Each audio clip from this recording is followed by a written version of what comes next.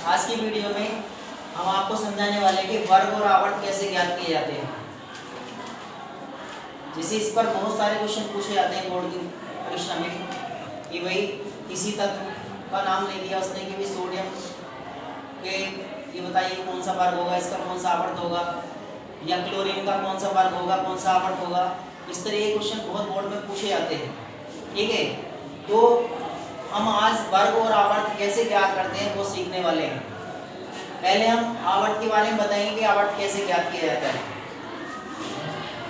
आवर्त ज्ञात करने का ये तरीका होता है कि किसी भी तत्व का जब हम इलेक्ट्रॉन विन्यास करते हैं तो इलेक्ट्रॉन विन्यास करने पर उसमें कक्षा या कोष जितने आते हैं वही उसकी आवर्त संख्या कहलाती है। जैसे कि हमने यहाँ पर सोडियम का परमाणु क्रमांक 11 होता है, हमने इसका इलेक्ट्रॉन विन्यास करा 2 8 1, यानी कि पहली कक्षा ये हुई, दूसरी ये हुई, तीसरी ये हुई। तो कक्षा या कोष बात एक ही होती है। तो इसमें 3 कक्षा या 3 कोष हैं। पहला कोष ये है, पहले कोष में 2 इलेक्ट्रॉन है, दूसरे कोष में 8 इलेक्ट्रॉन है, तीसरे में 1 इलेक्ट्रॉन है। ठीक है, तो 3 कोष हैं इसमें, तो इसकी जो आवर्त संख्या होगी वो 3 होगी, यानी जितनी भी उसमें इलेक्ट्रॉन विन्यास करने पर कोष या कक्षाएं आएंगी वही उसकी आवर्त संख्या होगी। जैसे दूसरा उदाहरण देख लेते हैं, एग्जाम्पल दूसरा देख लेते हैं। कोई मान लिया हमने क्लोरीन का इलेक्ट्रॉन विन्यास करा, Cl17 होता है 2 8 7, यानी इसमें भी पहली कक्षा, दूसरी कक्षा, तीसरी कक्षा। ठीक है, ये पहली कक्षा है, ये दूसरी है, ये तीसरी है, तो 3 कक्षाएं हैं इसमें भी, तो इसकी आवर्त संख्या भी वो 3 आएगी। ठीक है, और कोई देख लेते हैं।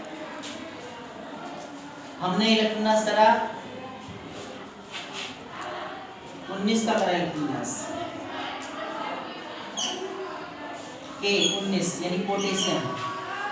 जब हमने 19 का इलेक्ट्रॉन विन्यास करा तो इसका इलेक्ट्रॉन विन्यास करेंगे 2 8 8 1 आएगा, यानी कि ये पहली, दूसरी, तीसरी, चौथी यानी 4 कक्षाएं हैं, 4 कोष हैं इसमें। तो इसकी आवर्त संख्या जो निकाल कर आएगी वो 4 आएगी, आवर्त संख्या 4 होगी। यानी किसी भी तत्व का जब हम इलेक्ट्रॉन विन्यास करते हैं तो उसमें जितनी कक्षाएं बढ़ती हैं या जितनी कक्षाओं में इलेक्ट्रॉन पहुंचते हैं उन्हें गिन लेते हैं। जितनी कक्षाएं होंगी उतनी ही उसमें आवर्त संख्या होगी। तो आवर्त संख्या का तो बहुत आसान तरीका है कि इलेक्ट्रॉन विन्यास करो और देखो कि उसमें कितनी कक्षाएं या कोष हैं, वही उसकी आवर्त संख्या होगी। इसी से हम आवर्त संख्या को बड़ी आसानी से ज्ञात कर सकते हैं, रटने की जरूरत नहीं पड़ेगी हमें किसी भी तत्व की आवर्त संख्या। ठीक है, अब हम सीखेंगे